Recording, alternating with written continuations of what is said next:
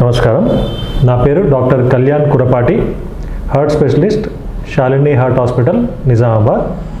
ఈరోజు మనం రక్తపోటు గురించి, హైపర్ టెన్షన్ ఎందుకు వస్తుంది, హైపర్ టెన్షన్ అంటే ఏమిటి, దానివల్ల వచ్చే నష్టాలు ఏమిటి, అది రాకుండా తీసుకోవాల్సిన జాగ్రత్తలు, వస్తే తీసుకోవాల్సిన ట్రీట్మెంట్ గురించి మాట్లాడుకుందాం. అలాగే బీపీ గోళీల పట్ల, హైపర్ టెన్షన్ పట్ల చాలా అపోహలు ఉన్నాయి, వాటి గురించి కూడా ఒక 2 నిమిషాలు మాట్లాడుకుందాం. ఓకే, అయితే ఇక్కడ క్వశ్చన్స్ ఉన్నాయి, నాకు రెగ్యులర్గా అడిగే క్వశ్చన్స్, వాటి బట్టి నేను చెప్తాను ఆన్సర్. మొదటిగా హైపర్ టెన్షన్ అంటే ఏంటి, బీపీ అంటే ఏంటిది? బ్లడ్ ప్రెషర్, రక్తపోటు, రక్త నరాల్లో రక్తం ప్రవహించే ప్రెషర్. మనము రక్త నరాల్లో రక్తాన్ని ప్రెషర్ అయితే మెజర్ చేస్తే ఎంత ఉందో అది ఆ వచ్చే నెంబర్ని బీపీ అంటాం. అది మంచిదా చెడ్డదా అంటే ఎంత ఉండాలి అనేది ముఖ్యం. ఫస్ట్ 120/80 ఈ బీపీ నార్మల్. ఈ రక్తం ప్రవహించడానికి ఈ మాత్రం ఉండాలి. గుండె నుంచి, గుండె రక్తం అన్ని అవయవాలకి సరఫరా చేస్తుంది కదా రక్తాన్ని. అప్పుడు కనీసం ఇంత ప్రెషర్ ఉంటే అది మంచిగా సఫిషియెంట్గా అన్నిటికీ చేరుతుంది. ఇంతకన్నా తక్కువ ఉంటే 100/60, 100, 90 అట్లా ఉంటే సరిపోదు, ఏదో ఒక ప్రాబ్లం వస్తుంది. అలా అని చెప్పి ఇంతకన్నా ఎక్కువ ప్రెషర్తో పంపితే ఆ ఎక్కువ ప్రెషర్నే హైపర్ టెన్షన్ అంటాం. ఆ ప్రెషర్తో వెళ్ళినప్పుడు ఆ వెళ్తున్న రక్త నరాలకి ఎఫెక్ట్ అవుతుంది. ఆ వెళ్ళి ఎక్కడైతే చేరుకుంటుందో అక్కడ ఎక్కువ ప్రెషర్తో తగలడం వల్ల ఆ ఆర్గాన్స్ కూడా ఎఫెక్ట్ అవుతాయి. ఇలా ఎక్కువ ప్రెషర్ పంపు చేయడానికి గుండెకి అయ్యే భారం వల్ల గుండె కూడా ఎఫెక్ట్ అవుతుంది. ఇది మెయిన్గా హైపర్ టెన్షన్, దానివల్ల వచ్చే ప్రాబ్లమ్స్. ఒకటొకటిగా చెప్పాలి అంటే, రక్తపోటు వల్ల గుండెకి ఏం ప్రాబ్లము? ఎక్కువ ప్రెషర్తో పంపు చేయాలి కదా, పంపు చేయడానికి గుండెకి ఎక్కువ శక్తి కావాలి. అయితే గుండె గదుల్లో గోడలు ఉంటాయి కదా, ఆ గోడలు ఎక్కువ లావుగా అవుతుంటాయి. ఎక్కువ పవర్తో పంపు చేయాలి అంటే ఎక్కువ లావు కావాలి. దీన్ని హైపర్ట్రోఫీ అంటాం. గుండె లావుగా అవుతుంది. ఎక్కువ పవర్తో పంపు చేస్తుంటే ఎక్కువ ఎనర్జీ తీసుకోవాలి. గుండెకి కూడా ఎక్కువ బ్లడ్ కావాల్సి ఉంటుంది. గుండె పని చేయడానికి కూడా బ్లడ్ కావాలి కదా, సో దానికి ఎక్కువ బ్లడ్ అవసరం పడుతుంది. అది మనం సరిపోయేంతగా ఇస్తే ఓకే, కొందరికి సరిపోదు. సరిపోనప్పుడు దానివల్ల గుండెపోటు వస్తుంది, సడన్గా చనిపోవడము అలా అవుతుంది. కొరోనరీ ఆర్టరీ డిసీజ్ అంటే బ్లడ్ సప్లై మిస్ మ్యాచ్ అవుతుంది. వాళ్ళు వచ్చే బ్లడ్కి ఇక్కడ అవసరం ఉన్నది, సప్లై డిమాండ్ మిస్ మ్యాచ్ అవుతుంది. ఓకే, అలా. తర్వాత గుండె ఎంత ఉండాలో అంతే లావుగా ఉండాలి. ఎక్కువ లావుగా అయితే సడన్ కార్డియాక్ డెత్ రిస్క్ ఉంటుంది. ఎందుకు? ఎక్కువ లావుగా అయినప్పుడు గుండె లోపల కరెంట్ వైర్స్ లాగా ఎలక్ట్రికల్ సిస్టమ్ ఉంటుంది, అది దెబ్బతింటుంది. దెబ్బతిని అరిథమియాస్ అంటే గుండె ఎప్పుడైతే ఒక రిథంలో కొట్టుకోవాలి, ఆ రిథం అనేది దెబ్బతినడం వల్ల అరిథమియా అంటే బాగా ఫాస్ట్ కొట్టుకోవడము, సరిగ్గా కొట్టుకోకపోవడము, ఇలా అయి సడన్గా ఆగిపోతుంది, ఫెయిల్ అవుతుంది. ఓకే, అట్లాగే ఈ పంపు మెకానిజం కూడా ఎక్కువ పని చెప్తే ఏమవుతుంది, అది చేయగలిగే దానికన్నా ఎక్కువ పని చేస్తే హార్ట్ ఫెయిల్ అవుతుంది. దీన్ని హార్ట్ ఫెయిల్యూర్ అంటాం. రక్తం గుండెకి సరఫరా సరిగ్గా లేనప్పుడు వచ్చేది హార్ట్ అటాక్, అది రక్త నరాలకు సంబంధించిన బీమారి. హార్ట్ పంపు సరిగ్గా చేయలేక ఫెయిల్ అయ్యేది హార్ట్ ఫెయిల్యూర్. ఈ రెండిట్లో వ్యత్యాసం మనం తర్వాత ఎప్పుడైనా ఇంకో వీడియోలో మాట్లాడుకుందాం. సో ఈ రెండు కూడా బీపీ కంట్రోల్ లేకపోవడం వల్ల వచ్చే వ్యాధుల్లో ఒకటి. అలాగా మరి వేరే అవయవాలకి ఏమన్నా ప్రాబ్లం ఉందా బీపీ ఎక్కువ ఉంటే? ఉంది. ముఖ్యంగా కిడ్నీస్ అంటే రక్తాన్ని ఫిల్టర్ చేస్తాయి. అది కూడా బ్లడ్ ప్రెషర్ని కొద్దిగా రెగ్యులేట్ చేసే సిస్టమ్స్ ఉంటాయి అందులో. సో ఎక్కువ ప్రెషర్తో రక్తం అక్కడికి వెళ్ళినప్పుడు అక్కడ ఉన్న రక్త నరాలు కూడా ఎఫెక్ట్ అయ్యి రీనల్ ఆర్టరీ డ్యామేజ్ అవుతుంది. తర్వాత కిడ్నీ ఫిల్టర్ చేసే మెకానిజం ఎఫెక్ట్ అవుతుంది. కిడ్నీస్ అనేది ప్రోటీన్ని పోకుండా చూస్తుంటాయి. ఈ ఎఫెక్ట్ అవడం వల్ల ప్రోటీన్ లీక్ అయిపోతుంది యూరిన్లో. ఆల్బుమిన్యూరియా అంటే ఆల్బుమిన్ అనే ఒక ప్రోటీన్ యూరిన్లో ఎక్కువ వెళ్ళిపోతూ ఉంటుంది. వెళ్ళిపోవడం వల్ల మనకి వాపులు రావడము, వేరే ఎఫెక్ట్ అవ్వడము ఇలా అవుతుంటుంది. తర్వాత కిడ్నీస్ పనితనం తగ్గిపోతూ ఉంది, నెఫ్రోస్క్లీరోసిస్ అంటాం. అలా కిడ్నీస్ డ్యామేజ్ అవుతాయి. ఇంకా కళ్ళల్లో చిన్న చిన్న రక్త నరాలు ఉంటాయి, అవి రెటినాలో ఉంటాయి. అవి డ్యామేజ్ అవడం వల్ల హైపర్టెన్సివ్ రెటినోపతి అంటాం. కళ్ళు మబ్బుగా కనబడడం, తొందరగా డ్యామేజ్ అవడము, ముసలి వాళ్ళకి అయిపోయినట్టు ఏజ్కి ముందుగానే ఖరాబ్ అయిపోవడము, రెటినా డ్యామేజ్ అవ్వడం. బ్రెయిన్ లోపల కూడా గుండెకు ఉన్నట్టుగా కొన్ని చిన్న రక్త నరాలు ఉంటాయి. గుండెలో ఉంటే కొరనరీస్ అంటాము. బ్రెయిన్లో కూడా అట్లాంటి వెజల్సే ఉంటాయి. ఆ వెజల్స్ కనుక చితికినాయి అనుకోండి బ్లీడ్ అవుతుంది. దాన్ని హిమరేజిక్ స్ట్రోక్ అంటాం. బ్రెయిన్ స్ట్రోక్, పక్షవాతం రావడము లేదా చనిపోవడం పెద్దగా అయితే. చిన్నగా ఉన్న రక్తనరాలు మూసుకుపోతే ఇస్కీమిక్ స్ట్రోక్, అదొక రకమైన బ్రెయిన్ స్ట్రోక్. ఈ రెండు కూడా బీపీ కంట్రోల్ లేకపోవడం వల్ల రావచ్చు. అట్లానే వాస్కులర్ డిమెన్షియా అంటే నరాలు కంటిన్యూస్గా హై ప్రెషర్స్తో డ్యామేజ్ అవుతూ ఉంటే, డిమెన్షియా అంటే మతిమరుపు. 80 ఏళ్ళలోకి వచ్చే ప్రాబ్లం 60 ఏళ్ళలో 50 ఏళ్ళలో కూడా వస్తుంది. బీపీ కంట్రోల్ లేని వాళ్ళకి వాస్కులర్ డిమెన్షియా ఇలా కూడా వస్తుంది. ఇవి కాకుండా మిగతా ఆర్గన్స్ కూడా ఎఫెక్ట్ అవుతాయి. ముఖ్యంగా ఫస్ట్ ఎఫెక్ట్ అయ్యేటి, బాగా ఎఫెక్ట్ అయ్యేటి ఈ ఆర్గన్స్. ఓకే, సో బీపీ ఎక్కువ ఉండడం ఒకటే నా ప్రాబ్లం. బీపీ ఎక్కువ ఉండడం ఒక ప్రాబ్లం. ఎంత ఎక్కువ ఉందనేది, ఎంతసేపు ఎక్కువ ఉందనేది, ఈ రెండు విషయాలు ఇంపార్టెంట్. ఓకే, అందుకే బీపీ ఒక మనిషికి 25 ఏళ్లలో స్టార్ట్ అయిందనుకోండి, 30 ఏళ్లలో స్టార్ట్ అయిందనుకోండి, ఆయన 40-50 ఏళ్ళ వరకు బీపీ గోల్ వేసుకోకుండా అప్పుడు స్టార్ట్ చేస్తే అప్పటికే ఈ కిడ్నీలు కానీ, కళ్ళల్లో ఉన్న నరాలు కానీ, బ్రెయిన్లో ఉన్న నరాలు కానీ ఎంతో కొంత ఎఫెక్ట్ అయి ఉంటాయి. ఓకే, అందుకే ఎర్లీ డయాగ్నోసిస్, ముందుగానే పసిగట్టాలి. ఒకవేళ ట్రీట్మెంట్ అవసరమైతే ముందుగానే ట్రీట్మెంట్ స్టార్ట్ చేయాలి. ఎంతసేపు బీపీ ఎక్కువ ఉంది అనేది కూడా ఇంపార్టెంటే, ఎంత ఎక్కువ ఉంది అనేది కూడా ఇంపార్టెంటే. కొందరికి అదృష్టం బాగుండి 140 బీపీ అట్లానే 40 ఏళ్ళు ఉంటుంది. కొందరికి 180 బీపీ ఇట్లా వచ్చిన 3 నెలల్లోనే 180కి వెళ్ళిపోతుంది, స్ట్రోక్ వచ్చేస్తుంది. సో ఎవరికి ఎట్లా ఉంటుంది అనేది ఇండివిజువల్గా డిఫరెన్సెస్ ఉంటాయి. అది మీ డాక్టర్ని కలిసినప్పుడు, రెగ్యులర్గా చూసినప్పుడు వాళ్ళు చెప్పగలుగుతారు. సో ఎంతసేపటి నుంచి ఉంది, ఎంత ఎక్కువగా ఉంది అనేది డిటర్మైన్ చేస్తాయి. దీంతోపాటు వేరే ఏమన్నా ప్రాబ్లమ్స్ కూడా ఉన్నాయా అంటే, ఓన్లీ బీపీ ఉన్న వాళ్ళకి కిడ్నీస్ ఎఫెక్ట్ అవ్వడం కన్నా షుగర్ ఉండే వాళ్ళకి కిడ్నీస్ తొందరగా ఎఫెక్ట్ అవుతాయి. బీపీ వల్ల కానీ, బీపీ షుగర్ రెండు కలిసి ఉండడం వల్ల కానీ. సో వేరే బీమార్లు ఏమున్నాయి, ఇలా ఆర్గాన్ ఫెయిల్యూర్కి, ఎండ్ ఆర్గాన్ డ్యామేజ్ అంటాం వీటిని. ఇలా ఆర్గాన్స్ అన్నీ ఎఫెక్ట్ కావడానికి వేరే కారణాలు ఏముండొచ్చు అంటే, షుగరు, కొలెస్ట్రాల్, వయసు పైబడము, ఊబకాయం, ఒబేసిటీ, ఇలాంటి స్మోకింగ్ అలవాటు ఉండడం. స్మోకింగ్తో కూడా బీపీ పెరుగుతుంది. నికోటిన్ అనేది రక్త నరాల్ని కన్స్ట్రిక్ట్ చేస్తుంది, అంటే బాగా ప్రెషర్ పెరిగేలా చేస్తుంది. దానివల్ల బీపీ పెరుగుతుంది. నికోటిన్ ఇట్ సెల్ఫ్ హార్ట్కి మంచిది కాదు, బీపీకి మంచిది కాదు. అలాగే ఆల్కహాల్తో కూడా హార్ట్కి మంచిది కాదు, బీపీ పేషెంట్స్కి కూడా మంచిది కాదు. ఇలా వేరే కొన్ని డ్రగ్స్ తీసుకునే వాళ్ళకు కూడా, డ్రగ్స్ వల్ల కూడా బీపీ సడన్గా షూటప్ అయిపోవడము అలా ఉంటుంది. సో ఇవన్నీ ఉంటే ఇంకా తొందరగా డ్యామేజ్ అవుతుంది. ఏది, మన కిడ్నీస్ కానీ, బ్రెయిన్ కానీ, కళ్ళు కానీ, రక్త నరాలు ఏవైనా. ఓకే, ఇది బేసిక్. బ్లడ్ ప్రెషర్ అంటే అంటే ఏంటి, హైపర్ టెన్షన్ అంటే ఏంటి, ఎంత ఉంటే హైపర్ టెన్షన్ అంటాం చెప్పాలి అంటే, నార్మల్ బ్లడ్ ప్రెషర్ 120/80. అయితే పైనది సిస్టోలిక్ అంటాం 120 నెంబర్ని, కింది దాన్ని డయాస్టోలిక్ అంటాం 80 నెంబర్ని. ఒకవేళ ఈ సిస్టోలిక్ అనేది 130 కానీ అంతకన్నా ఎక్కువ ఉన్న, డయాస్టోలిక్ అంటే కిందిది 80 కానీ అంతకన్నా ఎక్కువ ఉంటే అది అబ్నార్మల్ కింద తీసుకుంటాం. దాన్ని ఇంతకుముందు ప్రీ హైపర్ టెన్షన్ అనేది. అంటే హైపర్ టెన్షన్ బీపీ పేషెంట్స్ ఏం జాగ్రత్తలు తీసుకున్నారో అది వీళ్ళు కూడా తీసుకోవాలి.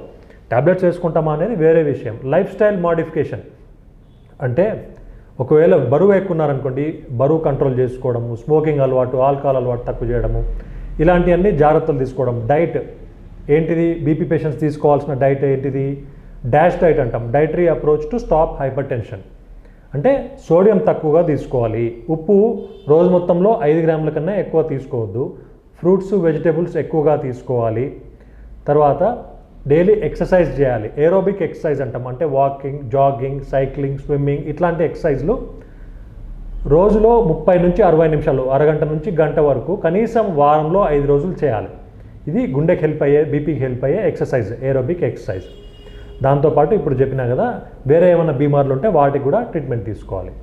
మరి బీపీ ట్యాబ్లెట్ ఎప్పుడు వాడాలి, ఎప్పుడైతే సిస్టోలిక్ 140 కానీ అంతకన్నా ఎక్కువ వచ్చినా, డయాస్టోలిక్ 90 కానీ అంతకన్నా 90 కానీ అంతకన్నా ఎక్కువ వచ్చినా, ఇవన్నీ చేస్తున్నప్పటికీ అది తగ్గకుంటే బీపీ ట్యాబ్లెట్ వాడాలి.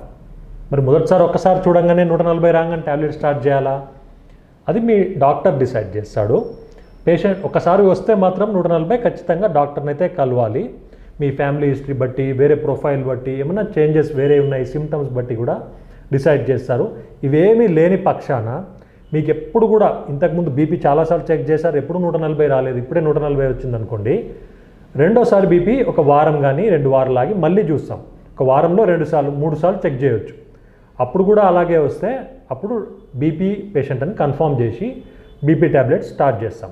ఫస్ట్ ఆప్షన్ వచ్చి లైఫ్ స్టైల్ మాడిఫికేషన్, ఏదైతే నేను ముందు చెప్పానో. నెక్స్ట్ ఆప్షన్ వచ్చేసి బీపీ ట్యాబ్లెట్ వేసుకోవడం. ఇది ట్రీట్మెంట్. ఓకే, తర్వాత నేను క్వశ్చన్స్లోకి వెళ్తాను. రెగ్యులర్గా అడిగే క్వశ్చన్స్, బీపీ ఏ ఏజ్లో స్టార్ట్ అవుతుంది? మామూలుగా 30 నుంచి 35 ఏజ్ తర్వాత స్టార్ట్ అవుతుంది. 50-55 ఏళ్ళ వరకు 60 ఏళ్ళ వరకు బీపీ రాలేదంటే యూజువల్గా రాదు. ఇది కామన్గా చెప్పాలంటే రూల్ కాదు. కొందరికి 18 ఏళ్ళ నుంచి 25 ఏళ్ళ మధ్యలో వాళ్ళకు కూడా బీపీ స్టార్ట్ అవ్వచ్చు. ఒక స్టడీస్ ప్రకారం 10% మంది బీపీ పేషెంట్స్ ఈ ఏజ్ గ్రూప్లోనే ఉన్నారని స్టడీ చెప్తుంది. అందుకే బీపీ ఎప్పటి నుంచి చెక్ చేయడం స్టార్ట్ చేయాలి? 18 ఇయర్స్ ఏజ్ నుంచి చెక్ చేస్తూ ఉండాలని స్టడీ చెప్తుంది. సో 25 ఇయర్స్ ఉన్నాయి నాకు ఇప్పుడే బీపీ ఏంటిది ఉండొచ్చు. So very rare, but still 25 years లోపు వాళ్ళకు కూడా బీపీ ఉండొచ్చు. 25 దాటింది అంటే చాలా టైమ్స్ ఇంక్రీజ్ రిస్క్ ఉంటుంది. ఎస్పెషల్లీ ఫాదర్ కానీ అమ్మకి నాన్నకి అన్నదమ్ములకి ఎవరికైనా బీపీ ఉంటే బీపీ మనకి వచ్చే ఛాన్స్ ఉంటుంది. అంటువ్యాధి కాదు, అది జెనెటిక్గా. ఓకే, సో 18 ఇయర్స్ నుంచి బీపీ చెక్ చేస్తూ ఉండాలి. సో బీపీ ఎప్పుడెప్పుడు చెక్ చేయాలి? బీపీ పేషెంట్స్ అయితే కనుక ప్రతి వారం బీపీ చెక్ చేసుకోవాలి. ఇది గైడ్లైన్స్ చెప్తుంది. ఒకవేళ వీలు కాకుండా కనీసం 2 వారాలకో నెలకు ఒకసారైనా బీపీ చూసుకోవాలని నేను సజెస్ట్ చేస్తాను. లేటెస్ట్గా ఎలక్ట్రానిక్ బీపీ మెషిన్స్ చాలా వచ్చినాయి, కాస్ట్ కూడా చాలా తక్కువ ఉన్నాయి. సో మనమే రెగ్యులర్గా చూసుకొని ఒక బీపీ చార్ట్ మెయింటైన్ చేయడము చాలా ఉత్తమం. సో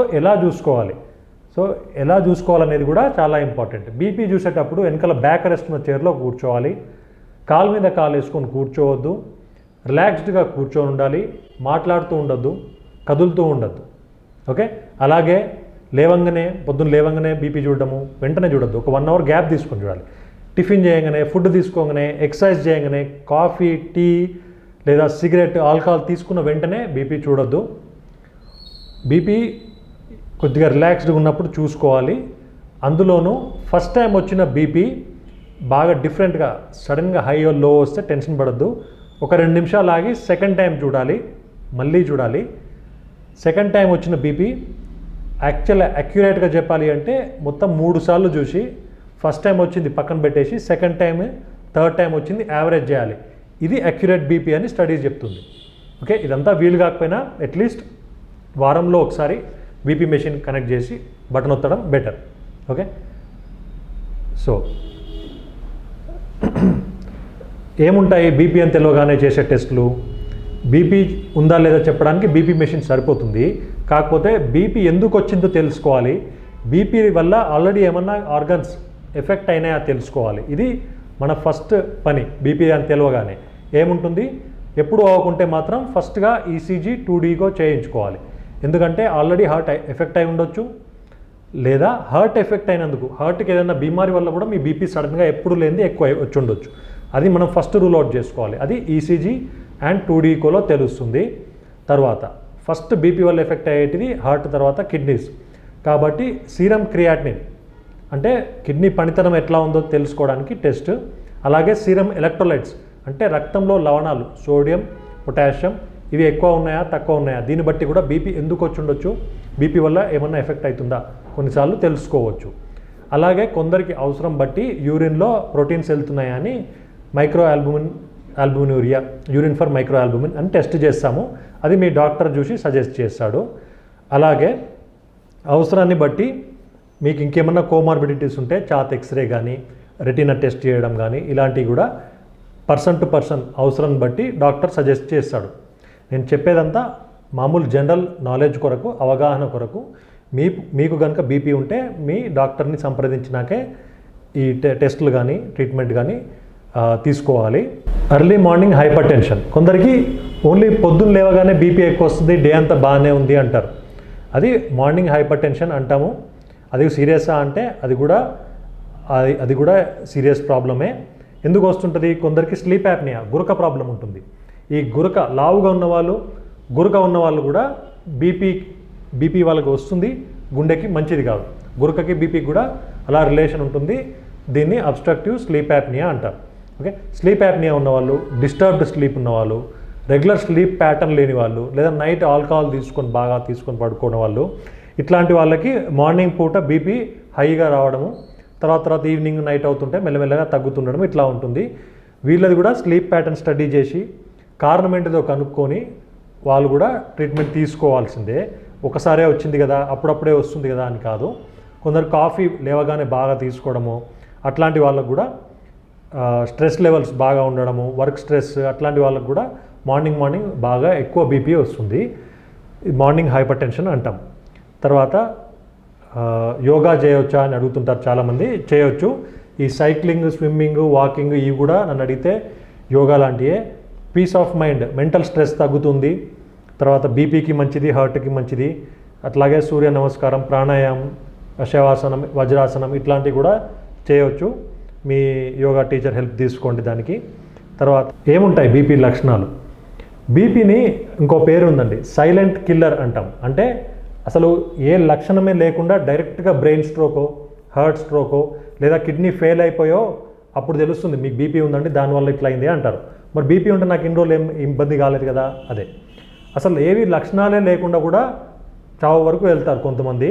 అందుకే దాన్ని సైలెంట్ కిల్లర్ అంటాం. ఎందుకు సైలెంట్? లక్షణాలు లేవు.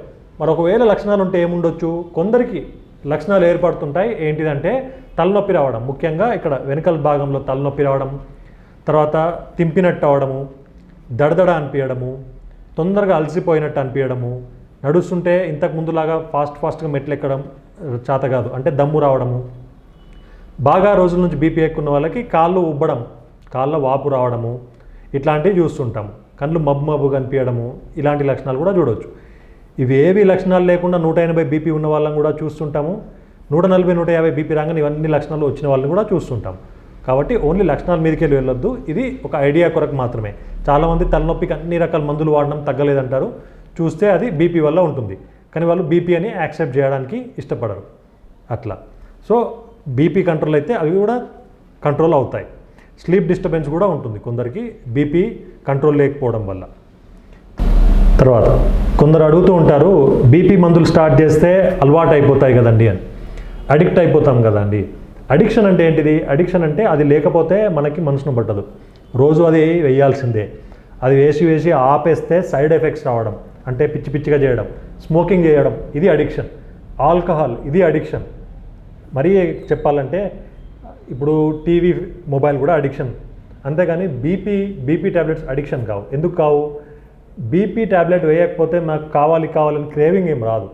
మరి బీపీ సడన్గా ఎక్కువ అవుతుంది కదా సార్ అంటే, బీపీ అనేది వయసుతో పాటు పెరుగుతూ పోయే బిమారి. కొందరికి అలాగే ఉంటుంది, కొందరికి వయసు పెరిగినప్పుడు పెరుగుతూ ఉండొచ్చు. బట్ మాయమైపోయేది కాదు. బీపీ గోళీ వేస్తే బీపీ మొత్తానికే పోతుందని కాదు, ఆ గోళీ ఆ రోజే పనిచేస్తుంది. మీరు ఒక వారం రోజులు బీపీ వేసి తర్వాత నెక్స్ట్ డే బీపీ ట్యాబ్లెట్ వేయకుండా బీపీ చూస్తే ఎక్కువ వస్తుంది. అది గోళీ ఆపినందుకు కాదు, మీకు బీపీ ఉన్నందుకు, మీరు బీపీ గోళీ వేయనందుకు. అంతేగాని నేను వారం వేసుకున్నా ఇప్పటి నుంచి నాకు బీపీ పేషెంట్ అయిపోయాను, ఇప్పుడు వేయకుంటే నడవట్లేదు, అలా కాదు. మీకు బీపీ ఉంది, అది అడిక్ట్ అవ్వడం అన్నారు దాన్ని. అది మీకు స్వతహాగా బీపీ ఉండడం వల్ల బీపీ ఎక్కువ వస్తుంది ఆ రోజు. సో బీపీ ఇంకొకటి ఏంటంటే స్టార్ట్ చేసేటప్పుడు 140 బీపీ వరకు చూసి స్టార్ట్ చేస్తాము. ఒకసారి స్టార్ట్ చేసినప్పుడు టార్గెట్ 130కి పెడతాం. అందుకే సో దట్ మళ్ళీ ఇట్లా ఎక్కువ కాకుండా, రీబౌండ్ రాకుండా, ప్లస్ ఫ్లక్చుయేషన్స్ అవన్నీ కూడా మానిటర్ చేయడానికి అని చెప్పేసి పెడతాం. సో బీపీ ట్యాబ్లెట్స్ అడిక్షన్ ఏం కాదు. కొందరు అంటారు నాకు 25 ఏళ్ళే ఉన్నాయి అప్పుడే బీపీ ట్యాబ్లెటా? 25 ఏళ్ళకే బట్టతల వస్తుంది, తెల్లంటికెళ్ళి వస్తున్నాయి, సడన్గా చనిపోవడం కూడా చూస్తున్నాం. బీపీ ఎందుకు రాదు? వస్తుంది. ఇప్పుడు నేను చెప్పింది కాదు, స్టడీస్ చెప్తున్నాయి. 10% మందికి బీపీ 25 ఇయర్స్ ఏజ్ లోపే స్టార్ట్ అవుతుంది అని స్టడీస్లో క్లియర్గా ఉంది. సో 25 ఇయర్స్ లోపు కూడా బీపీ రావచ్చు. అనుమానం ఉంటే ఒక వారం ఆగి ఇంకో డాక్టర్ ఒపీనియన్ తీసుకొని, ఒక డాక్టర్ కాకుంటే ఇంకొక డాక్టర్ ఒపీనియన్ తీసుకోండి, తప్పులేదు. అంతేగాని సొంతగా మా పక్కింటి ఆయన చెప్పాడునో, లేకుంటే మా అంకుల్ బీపీ ఉన్నా కూడా వాడట్లేదు, ఆయనకి ఏం కాలేదు కదా అనో బీపీ ట్యాబ్లెట్ మానేయకూడదు. ఎందుకంటే బీపీ అనేది మీకు రోజు ఇబ్బంది చేయదు. సడన్గా ఏదో ఒక రోజు స్ట్రోక్ రూపంలో బయటపడవచ్చు. ఆ రోజు వరకు అందరూ బాగానే ఉంటారు. సో ఎక్స్పర్ట్ ఒపీనియన్ తీసుకోండి. సింపుల్గా చెప్పాలంటే కార్ డ్యామేజ్ అవుతే కారు మెకానిక్ ఒపీనియన్ తీసుకోవాలి. వేరే పక్కింటి ఆయన వేరే రిలేటివ్స్ ఒపీనియన్ కాదు. సేమ్ థింగ్ బీపీ ఉంటే కార్డియాలజిస్ట్ ఒపీనియన్ తీసుకోండి, బీపీ గోళీ వాడాలా వద్దా, లేదా నచ్చకుంటే ఇంకో కార్డియాలజిస్ట్ ఒపీనియన్ తీసుకోండి. అంతేగాని అశ్రద్ధ చేయొద్దు. ఈ ఏజ్లో ఏమవుదు కదా అని. ఈ ఏజ్లో కాకపోవచ్చు, ఈ ఏజ్లో వచ్చే డ్యామేజ్ మీకు ఫ్యూచర్ లైఫ్ స్పాన్ తక్కువ చేయొచ్చు, ఇంకేదైనా ఆర్గన్స్ని ఎఫెక్ట్ చేయొచ్చు. తర్వాత నేను వారం రోజులు బీపీ వాడాను, బీపీ మంచి కంట్రోల్ అయిపోయింది, ఇప్పుడు ఆపేయవచ్చా? బీపీ అలాంటి బీమారి కాదు. యాంటీబయాటిక్ లాగా 5 days కోర్సు 3 days కోర్సు ఉండదు. Usually it's a life long disease. కొందరికి కంట్రోల్లో వస్తుంది విత్ దేర్ వాళ్ళు బరువు తగ్గడం వల్లనో డైట్ బాగా చేయడము అన్నీ మంచిగా చేస్తే. బట్ ఇన్ జనరల్ అయితే అది కొన్ని నెలలు బట్టి సంవత్సరాల తరబడి ఉండే జబ్బే. మీరు సొంతగా ట్యాబ్లెట్ ఆపేయద్దు. బీపీ రీడింగ్ ఒకటి నార్మల్ వచ్చిందనో మీరు సొంతగా ఆపేయద్దు, డాక్టర్ సలహా కంపల్సరీ తీసుకోవాలి. తర్వాత నేను స్మోకింగ్ చాలా సంవత్సరాలు చేశాను, ఇప్పుడు ఏమన్నా చేయగలుగుతామా? ఆల్రెడీ డ్యామేజ్ అయిపోయిందా? లేదా నేను స్మోకింగ్ 10 ఏళ్ళు చేసిన, ఈ 10 రోజుల నుంచి మానేసిన, నేను నార్మల్ అయిపోయినా? స్మోకింగ్తోనే అయ్యే డ్యామేజ్ హార్ట్కి ఉంటుంది, రక్త నరాలకి ఉంటుంది. స్మోకింగ్తో క్యాన్సర్లు వస్తాయి, ఊపిరితిత్తులు ఖరాబ్ అవుతాయి, ఊపిరితిత్తులు క్యాన్సర్ వస్తాయి, చిన్నపిల్లలు కూడా తెలుసు. స్మోకింగ్తో హార్ట్ అటాక్ వస్తుంది, స్మోకింగ్తో బ్రెయిన్ స్ట్రోక్ వస్తుంది, స్మోకింగ్తో బీపీ వస్తుంది. ఇది ఆ డబ్బా మీద ఉండదు, చాలామందికి తెలియదు. సో స్మోకింగ్ రెగ్యులర్గా చేసే వాళ్ళకి బీపీ వస్తుంది, హార్ట్ అటాక్ వస్తుంది. తర్వాత స్మోకింగ్ ఆపేస్తే 1 సంవత్సరం పాటు స్మోకింగ్ చేయకుంటే మీ గుండెకి సంబంధించిన రిస్క్ 50% తగ్గుతుంది. అది మొత్తం జీరో అవడానికి ఇంకొన్ని సంవత్సరాలు పడుతుంది. కానీ మీరు స్మోకింగ్ ఆపిన డే 1 నుంచి అది ఎఫెక్ట్ చూపిస్తుంది. హార్ట్ అనేది రిపేర్ చేస్తూ ఉంటుంది, మంచిగా చేస్తూ ఉంటుంది. బట్ ఆపడం అనేది ఫస్ట్ థింగ్. కంటిన్యూస్గా ఆపేసి లైఫ్లో మళ్ళీ సిగరెట్ తీసుకోకపోవడం అనేది సెకండ్ థింగ్. సో మీరు ఆపేస్తే డెఫినెట్లీ ఇంప్రూవ్మెంట్ ఉంటుంది. ఒక్క రోజులో కనబడకపోవచ్చు, డెఫినెట్లీ 1 yearలో మోర్ దాన్ 50% రివర్స్ అవుతాయి, చేంజెస్ అయితే. మరి ఎన్ని రోజులు ఆపాలి స్మోకింగ్? మొత్తానికి లైఫ్లో తీసుకోవద్దు. ఆల్కహాల్, సో ఆల్కహాల్ బీపీకి మంచిదా? ఆల్కహాల్ కూడా బీపీకి మంచిది కాదు. ఒకవేళ ఖచ్చితంగా అవాయిడ్ చేయలేము అంటే మగవాళ్ళకి 2 glasses అంటాం లిమిట్, 2 or more తీసుకుంటే హార్ట్కి మంచిది కాదు. దాంతో కూడా alcoholic cardiomyopathy, arrhythmias, holiday heart syndrome, ఇలా చాలా రకాల బీమార్లు ఉంటాయి. గుండెకి మంచిది అన్నారు ఆల్కహాల్, డాక్టర్ చెప్పాడని చెప్పి ఆల్కహాల్ తాగద్దు. ఏ కరెక్ట్ డాక్టర్ కూడా ఆల్కహాల్ తాగండి మీ గుండెకి మంచిదని చెప్పరు. ఆల్కహాల్లో కొన్ని వైన్స్లో అలా బెనిఫిట్ ఉంటుంది, దాంతోపాటు సైడ్ ఎఫెక్ట్ డ్యామేజ్ కూడా ఉంటుంది. సో అట్లా తీసుకోవద్దు. ఆల్కహాల్ బీపీ పేషెంట్స్ మంచిది కాదు, ఒక మాటలో చెప్పాలంటే. వర్కింగ్ అవర్స్ ఎలా ఉండాలి? నా వర్క్ లైఫ్తో ఏమన్నా బీపీకి ఎఫెక్ట్ అవుతుందా? Yes. Night shift, day shift, repeated stressful life ఉంటే కనుక డెఫినెట్లీ బీపీ ఫ్లక్చుయేట్ అవుతుంది, బీపీకి ఎఫెక్ట్ అవుతుంది. వారంలో 49 గంటలు కానీ అంతకన్నా ఎక్కువ పనిచేసే వాళ్ళకి బీపీ వచ్చే ఛాన్సెస్ మోర్ దాన్ 50% ఉంటాయని స్టడీ చెప్తుంది. ఎస్పెషల్లీ వేరే రిస్క్ ఫ్యాక్టర్స్, ఫ్యామిలీ హిస్టరీ ఉంటే చాలా ఎక్కువ రిస్క్ ఉంటుంది. సో వర్క్ కూడా లిమిటెడ్గా తీసుకోవాలి. సో మా ఫ్యామిలీలో బీపీ ఉంది, నాకు ఖచ్చితంగా బీపీ వస్తుందా? ఇంకేమీ చేయలేమా? బీపీ గోళీ వాడడం తప్పే వేరే ఆప్షన్ లేదా? సో మనం చేయగలిగేది ఏంటంటే లైఫ్ స్టైల్ మాడిఫికేషన్. ఇంతకుముందు మాట్లాడుకున్నట్టుగా అవన్నీ చేస్తూ పోతే, రెగ్యులర్గా బీపీ చెక్ చేస్తూ ఉంటే మేబీ మనం పూర్తిగా అవాయిడ్ చేయకపోవచ్చు. కాకుంటే మీకు 25 ఏళ్ళకి వచ్చే బీపీ 35 ఏళ్ళకి వస్తుండొచ్చు. 3-4 గోళీలు వాడే బదులు 1-2 గోళీలతోనే కంట్రోల్ అవుతుండొచ్చు. సో ఎంతసేపు బీపీ పేషెంట్ మీరు ఎన్ని సంవత్సరాలు బీపీతో సఫర్ అయ్యారు అనేది కూడా ఇంపార్టెంటే. ఎంత ఎక్కువ ఉంది అనేది కూడా ఇంపార్టెంటే. సో ఒక్క బీపీ ట్యాబ్లెట్ వేసినంత మాత్రాన అంత డిప్రెస్ అవ్వాల్సిన పని లేదు. లైఫ్ స్టైల్ మాడిఫికేషన్ చేస్తే ఫ్యామిలీ హిస్టరీ ఉన్న వాళ్ళు కూడా బీపీ నుంచి తప్పించుకోవచ్చు. డిపెండ్స్, అది మళ్ళీ ఇండివిజువల్గా చూడాలి, మీ డాక్టర్ సలహా తీసుకోండి. తర్వాత సో ఒక్క మాటలో నా సలహా ఏంటిది అంటే, బీపీ అనేది చాలా వరకు అండర్ డయాగ్నోస్డ్. అంటే బీపీ పేషెంట్స్ సగం మందికి తెలియదు వాళ్ళకి బీపీ ఉందని. ఆ తెలిసిన సగం మంది కూడా అందులో సగం మంది ట్రీట్మెంట్ బీపీ తీసుకోరు. తీసుకునే వాళ్ళలో కూడా ఓన్లీ సగం మందే బీపీ కంట్రోల్ అయ్యే మోతాదులో ట్యాబ్లెట్స్ తీసుకుంటారు. ఇది కూడా స్టడీలో ఉంది. సో బీపీ పట్ల అవగాహన పెంచుకోండి, మీ పక్కన వాళ్ళకు కూడా చెప్పండి. అదే స్టిగ్మా ఉండదు, అయ్యో ఈయన బీపీ పేషెంట్ అనే స్టిగ్మానే చాలా ఎక్కువ మందిలో చూస్తుంటాము. అదే బీపీ అనేది చాలా కామన్ డిసీజ్. దీన్ని మనం లైఫ్ స్టైల్ మాడిఫికేషన్ అంటే సాల్ట్ తక్కువ తీసుకొని, వాకింగ్ చేసి, వెయిట్ కంట్రోల్ చేసి, రెగ్యులర్ చెకప్ చేసుకొని, ఇవన్నిటితో కూడా కాకపోతే ట్యాబ్లెట్ వేసుకొని కంట్రోల్ చేయగలిగే బీమారే. దీనికి ఏదో ఆపరేషనో ఇదో పెద్దగా చేసే పని లేదు. ఒకసారి బీపీ కంట్రోల్ అయిపోతే వచ్చే నష్టాలు చాలా చాలా చాలా తక్కువగా ఉంటాయి. ధన్యవాదాలు.